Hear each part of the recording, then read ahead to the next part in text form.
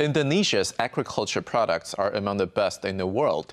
Cheng-ta, a Taiwanese businessman, traveled all over the world to different aquaculture farms and becomes an expert in this field. While working in Indonesia, he helps cure all kinds of fish diseases and raises their market values. However, when everything is incredibly successful, he decided to leave his career and went back to Taiwan. What was behind his decision? Let's take a closer look.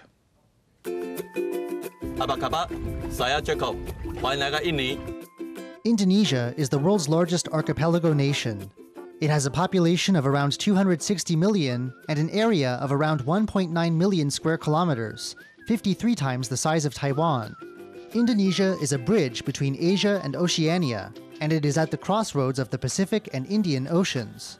Because of its many islands and clean water, Indonesia's aquaculture products are among the best in the world. The country's aquaculture industry is developed, and it accounts for the bulk of the world's pearl, lobster, and grouper production. Here in this island nation is Cheng-ta, a fisherman from Yunlin in Taiwan. Everyone calls him Ada. He studied aquaculture and left Taiwan at a young age to teach the secrets of fish farming around the world. Today, he's at an aquaculture farm in Indonesia at the request of a friend to take on a challenging task. What kind of tough job will be waiting for him? 我们龙虾进来的时候，第一个它存活率低，通常是在运输跟包装两个区块，所以温度是一个很重要的点。通常我们偏向在14度左右的温度，那这样子在合适的包装跟运输状况下，可以在30个小时内都不会有问题。从国中的时候就有相当的兴趣在养观赏鱼，所以那个时候很喜欢养鱼，反而比较不会有其他的活动，然后就一直延续这样的习惯，直到了大学研究所。Ada's love of fish has never changed. How has he turned his dream into a career, and what difficulties has he faced along the way? 在大学的时候，我也曾经去拜师学艺，所以我是免费的去他那边当学徒。那一段时间也是很辛苦。举例来说，那时候早上5点半要起床，去收集轮虫或者是桡脚类。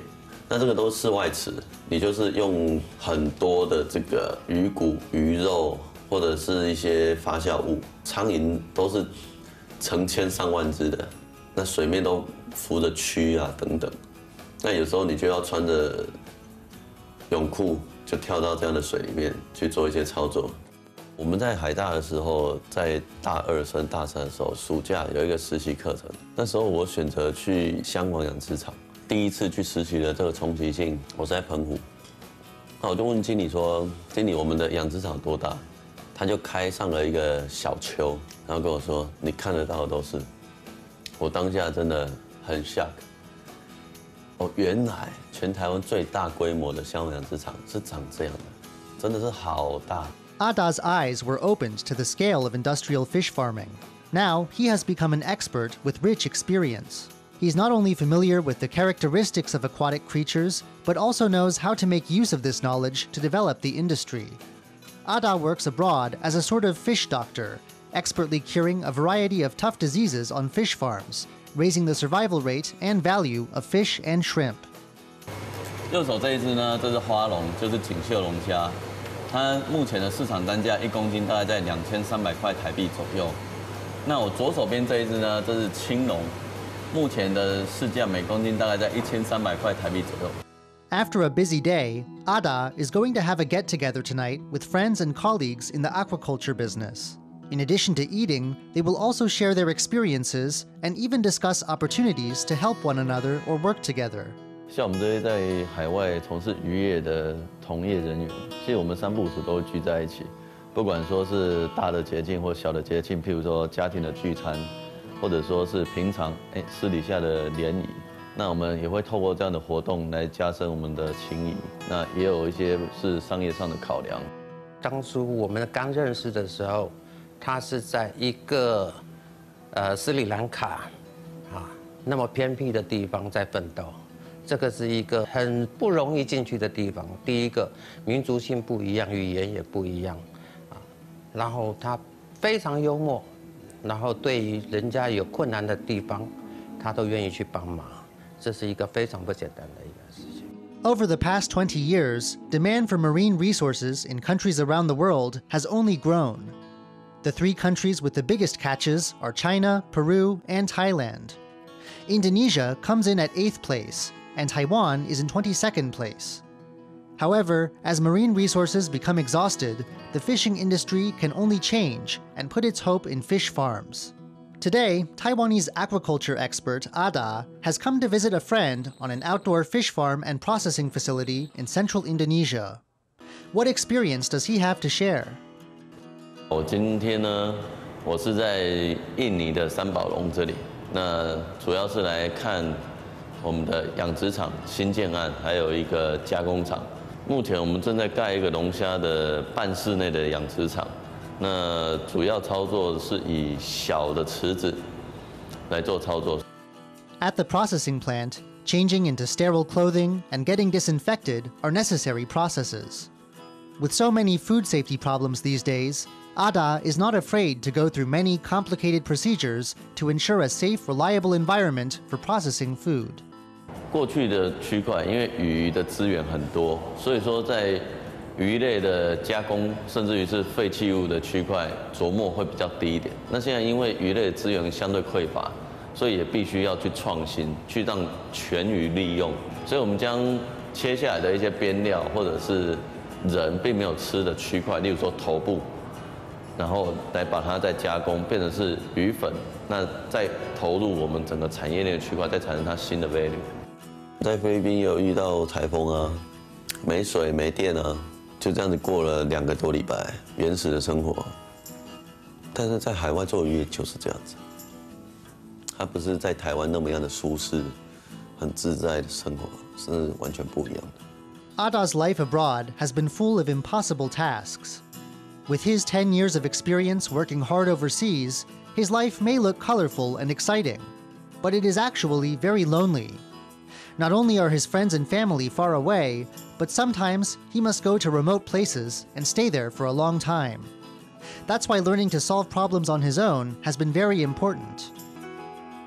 我曾经有一次在这个菲律宾的东部太平洋，坐着一艘很小很小的小船，很破的小船，你会觉得那个浪打过来，那个船好像就没办法那种。我坐在船上。我几乎看不到陆地，那我看着太平洋，我就想着说，我要过这样的生活这么久，我到底有没有能力可以去操作这个区块？当下我看着那片汪洋大海，觉得自己的渺小。年轻人的雄心壮志在当下是完全的不堪一击的，所以更加的让自己去敬天畏水。现在我就有这种心态，敬天畏水，而不是人定胜天。我们要顺着大自然去走，那才会长长久久。大概在差不多6岁左右了，我就很喜欢跟着我妈妈去菜场买菜、买鱼、买肉。因为我们家每一天都会吃鱼，所以我妈妈都会买很多的鱼。那我很喜欢在旁边问东问西的，就喜欢问说：“哎，这是什么鱼啊？这新不新鲜啊？这怎么吃啊？等等的。” Anyway， 所以这个在小时候就无形中潜移默化了很多跟鱼相关的东西。我的父亲他很爱吃鱼，他可以连续吃虱目鱼，吃2个礼拜、3个礼拜，每天火锅鱼等等，所以他在我的饮食文化上面的影响很大。Now, as his business reaches its peak, Ada has decided to leave his work overseas. Why has he decided to make such a big change? 我刚回国没几天的样子，因为我的父亲他喜欢喝酒，那其实我个人也喜欢，但所以我们变成会有一个 man's talk， 你知道？当下我就看着我父亲的头发，我就觉得怎么白头发这么多，我眼泪差点流下来。因为你惊觉到说我们的成长，你在海外的打拼啊，你四处征战，从这里打到这里，从这里到那里 ，OK， 好像很棒。可这代表他们的老，我当下真的觉得，是不是该放下所有的一切，回来就陪伴他们？因为我们都在海外，对父母、妻小、岳父岳母这些东西，其实都是不足的。这个是我们作为一个国际化操作一个不得不然的一个负担吧。我对鱼没有亏欠，我对我的老婆是有亏欠的，这个是对的。就是说，因为我花在鱼身上的时间比老婆还多。我们认识是在大学，是在同一个社团，叫做烘焙社。我们在海大的烘焙社认识的。认识的时候分发是在同一组。我们在一起的时候是，好像是12月7号，然后一路就这样，好久，好久。那后来我们就结婚了，在一起了10年左右吧。我们在一起第2年，大2的时候，他就跟我说：“吕正达，我拜托你，你以后千万不要做养殖，不然我不嫁给你。”哦，结果一语成谶。Now that he has a foothold in the world, Ada is coming back to Taiwan to share what he has learned. He's also coming back to be with his family and make up for the time he's been away. 因为你看过了这些区块，会有点像返璞归真吧。我真正最想要做的，其实是在台湾开一个小小的鱼铺子，一个鱼店就好。Even after overcoming the hardships he has faced in his 10 years abroad, Ada still cares deeply about his family and his home. And through travels to places like the Philippines, Sri Lanka, and Abu Dhabi, this love has led Ada to choose to return to the place he knows best.